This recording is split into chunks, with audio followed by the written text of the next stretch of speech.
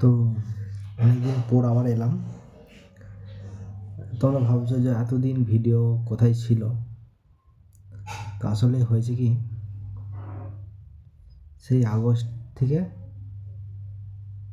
আর video দেওয়া হয়নি। মাঝে একটা সময় চলে গেছে, কেদারনাথ থেকে ঘুরে এসে যে ভিডিও দিয়েছিলাম তারপর থেকে আর দেওয়া হয়নি। মাঝে দুর্গা পুজো গেছে, কালী পুজো, লক্ষ্মী পুজো, তো এরকম করে অনেক চলে গেছে, তার সময় হয়ে ওঠেনি কাজের চাপে।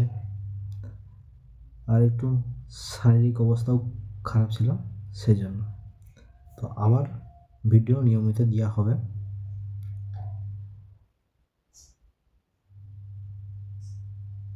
এখন একটা কেদারনাথের ভিডিওই দেবো। গৌরীকুণ্ড থেকে আসার সময় যে আমাদের সাথে যেটা হয়েছে সেটাই তোমাদের কাছে তুলে ধরবো।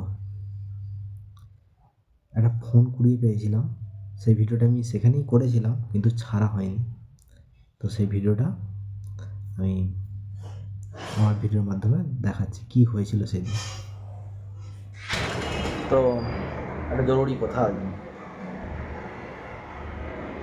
কালকে গৌরীকুণ্ড থেকে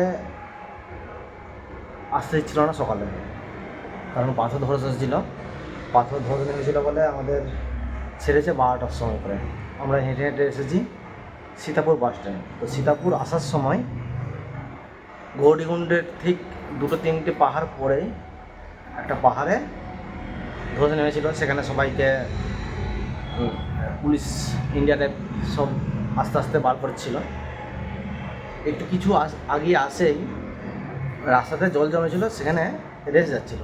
সেখানে একটা মোবাইল, স্যামসাংয়ের মোবাইল, কী নাম ঠিক জানি না, এরকম ফোন, তো এটা জলে পড়ে থাকে।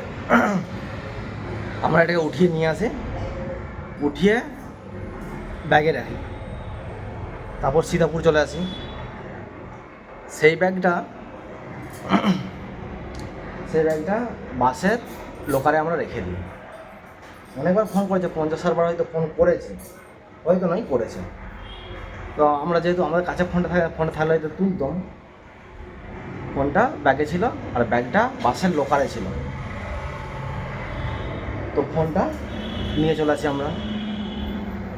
এবার আমি জানি যে ফোন করলেই তাকে বলবো, অ্যাড্রেস দেবো, দিয়ে বলবো যে এখানে আছে, চলে এসো। আজকে 7 তারিখ, 6 তারিখে ঘটনাটা হয়েছে, 7 তারিখ।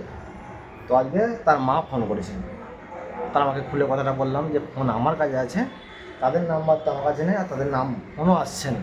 তাদেরকে তুমি বলো আমরা ঋষিকেশে এই জায়গায় আছি, এসে যেমন ফোনটা নিয়ে যাও।